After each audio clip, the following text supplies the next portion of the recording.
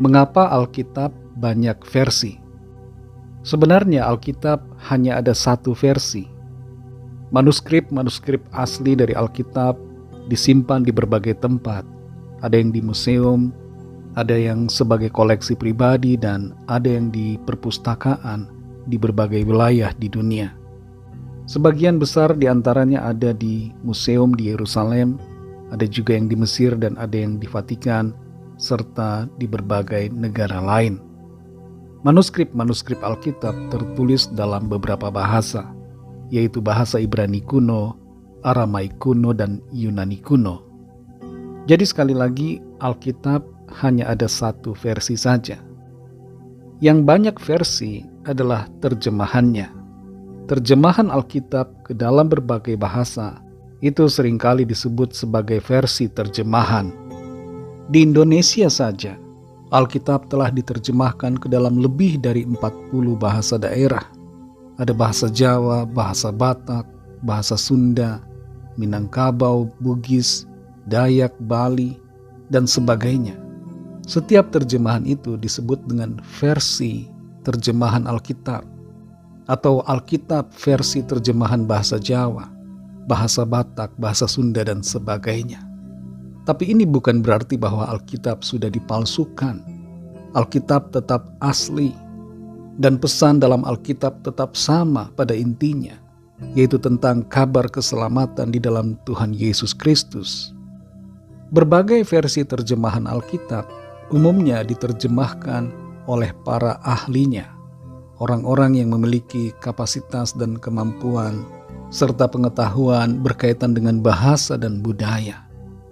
Ada terjemahan Alkitab yang disebut dengan King James Version, disebabkan karena yang menterjemahkan adalah komite penterjemah yang terdiri dari 47 orang cendekiawan dan para rohaniwan atau pendeta yang diinisiasi oleh Raja James pertama dari Inggris. Untuk menterjemahkan bahasa yang digunakan dalam manuskrip Alkitab, diperlukan pemahaman mengenai konteks, latar belakang, makna kata, dan etimologi berkaitan dengan bahasa yang digunakan dalam manuskrip Alkitab itu, serta bahasa yang akan digunakan dalam penterjemahan. Pemilihan kata dalam terjemahan harus benar-benar dapat dimengerti dan sesuai dengan konteks serta makna aslinya, serta pesannya juga dapat tersampaikan dengan baik. Seiring dengan kemajuan zaman, bahasa mengalami perkembangan. Ada perubahan makna kata-kata, sehingga seiring dengan perkembangan itu, terjemahan Alkitab perlu diperbaharui kata-katanya sesuai dengan konteks yang ada di masa kini agar lebih dimengerti tanpa mengubah makna utamanya. Itu sebabnya terjemahan Alkitab seringkali diperbaharui dan disebut sebagai versi baru. Misalnya Alkitab New King James Version. Ini merupakan versi baru dari terjemahan yang sudah ada sebelumnya.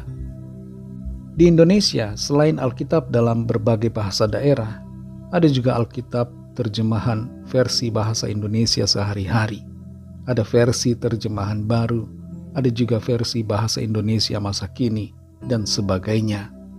Tapi pada umumnya semuanya memiliki makna yang pada intinya sama dan tidak berubah di dalamnya. Pengecualian adalah kepada beberapa terjemahan Alkitab yang dengan sengaja dibuat dan ditujukan untuk mengakomodir doktrin-doktrin tertentu, di mana ada bagian dari ayat-ayat yang sengaja diubah maknanya. Beberapa terjemahan Alkitab yang mengalami pengeditan makna dari yang sebenarnya, misalnya adalah Alkitab terjemahan Dunia Baru atau Alkitab The New World Translation yang dimiliki oleh Jehovah Witness atau Saksi Yehova. Dan ada juga The Queen James Bible yang merupakan editan dari King James Bible yang dilakukan oleh orang-orang yang punya tujuan untuk mengakomodir komunitas LGBT. The Queen James Bible bukan diperintahkan atau diinisiasi oleh Raja James atau Ratu James. Orang yang menerjemahkan memanfaatkan nama James sebagai nama yang sudah terkenal dalam penerjemahan Alkitab. The Queen James Bible ini diterjemahkan oleh orang yang tidak diketahui, karena penterjemah dan penyusunnya sama sekali tidak dituliskan, dan tidak ada nama individu atau tim resmi yang tertera sebagai penanggung jawab. Jadi jelas Queen James Bible dibuat oleh orang yang tidak bertanggung jawab dan punya tujuan untuk melegalisasi LGBT.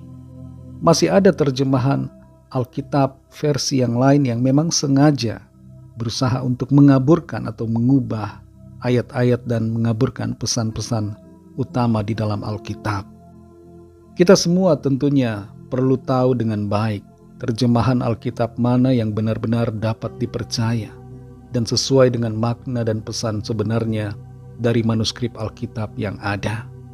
Dan kita perlu membaca serta memegang hanya terjemahan Alkitab yang terpercaya, di mana orang-orang yang menerjemahkan dapat dipercaya, memiliki integritas yang baik.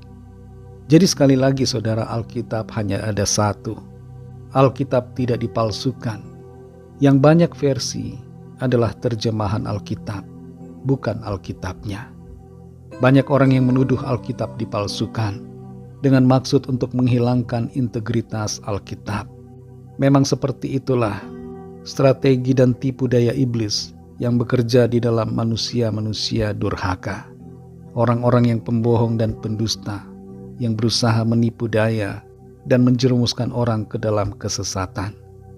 Biarlah kita semua tetap berpegang teguh pada firman Tuhan, percaya kepada Tuhan Yesus Kristus, yang adalah Allah yang telah jadi manusia untuk keselamatan kita. Demikian jawaban atas pertanyaan ini. Tuhan Yesus memberkati.